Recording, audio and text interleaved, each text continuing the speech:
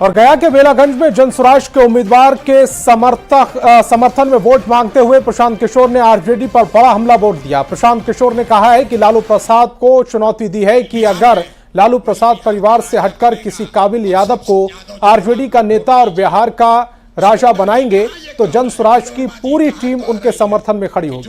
प्रशांत किशोर ने कहा कि लालू प्रसाद और सांसद सुरेंद्र यादव दोनों अपने बेटों को ही सीएम और विधायक बनाना चाहते हैं।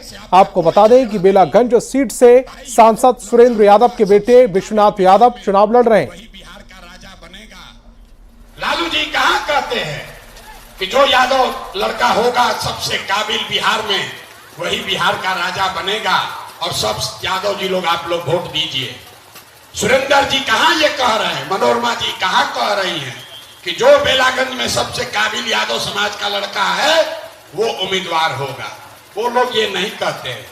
लालू जी सुरेंद्र यादव ये कह रहे हैं कि हमारा लड़का विधायक होगा, हमारा लड़का बिहार का राजा होगा और सारे यादव समाज के लोग हमको वोट दीजिए। अरे जनसुराज में प्रशांत किशोर ने कहा है जितने लोग यहाँ लालू जी के हिमायती हैं उनको हम कैमरे पर कह रहे हैं, लालू जी से आप घोषणा कराइए कि बिहार में सबसे जो काबिल यादव समाज का आदमी है उसको हम नेता आरजेडी का बनाएंगे। हम आपके सामने घोषणा कर रहे हैं, जनसुराज से उनके समर्थन में खड़े हो जाएंगे।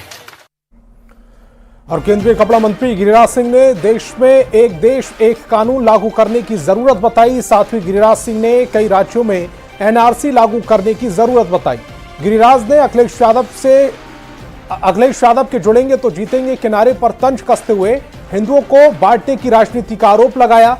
गिरिराज ने कहा कि अखिलेश यादव की मंशा भारत को पाकिस्तान और बांग्लादेश बनाने की कि जो योजना है पूरे दुनिया का विकास और भारत के विकास की तुलना कर तो ले।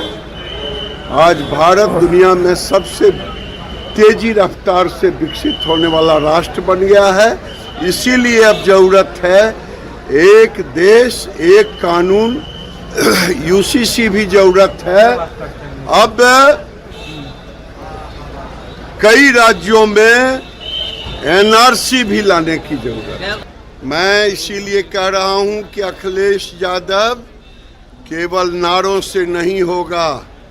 जो आप कह रहे हो जुटोगे तो जीतोगे। आप हिंदुओं को बांट करके और मुसलमानों को साथ लेकर के चुनाव तो जीत जाओगे, लेकिन पाकिस्तान और बांग्लादेश की स्थिति बनाने की योजना आप। पीएचईडी मंत्री नीरज कुमार बबलू ने लॉरेंस बिश्नोई से धमकी मामले पर पप्पू यादव पर तंज कसा। नीरज कुमार बबलू ने कहा कि पप्पू यादव पुराने नौटंकीबाज हैं, खुद को बाहुबली कहते हैं और फेक कॉल से डरते हैं। उन्हें अगर सुरक्षा चाहिए थी तो सरकार को पत्र लिखते। पुराने नौटंकीबाज हैं, ये सारा नौटंकी उनका चलते रहता है।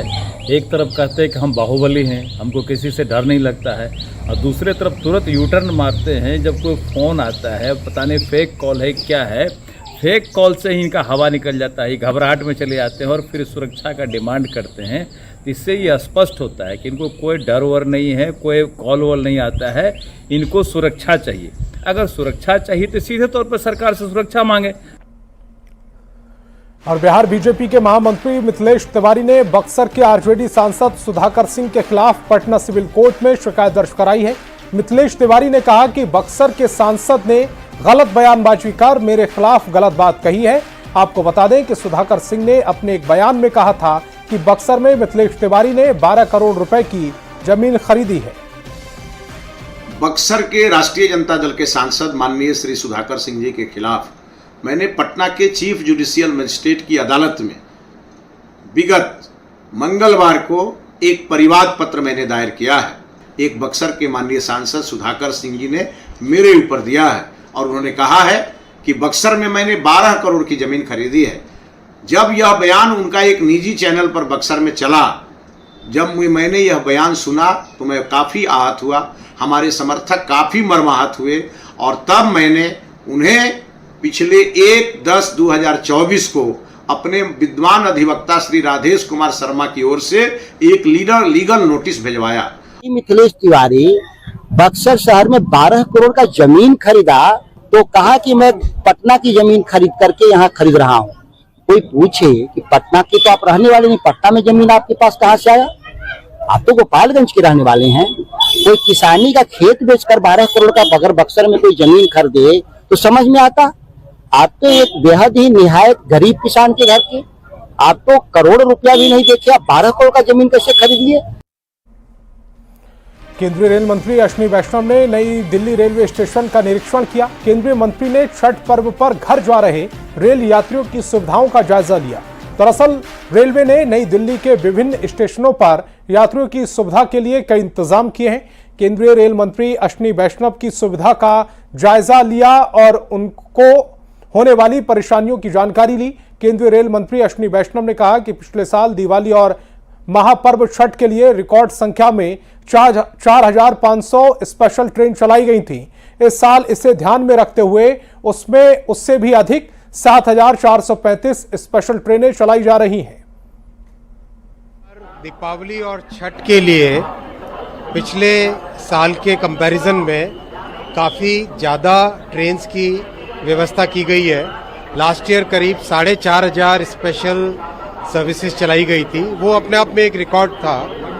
इस बार उस रिकॉर्ड से भी ज़्यादा 7,435 स्पेशल्स चलाई जा रही हैं। ओरिजिनली प्लान 7,000 का था, लेकिन एक्स्ट्रा जो ट्रैफिक एक्स्ट्रा पैसेंजर्स आए तो उसमें 435 और बढ़ाई गई है और भी इससे करीब 150 और बढ़ाने की व्यवस्था हो रही है। यानी 7,600 के आसपास टोटल स्पेशल गाड़ियां चलाई जाएंगी।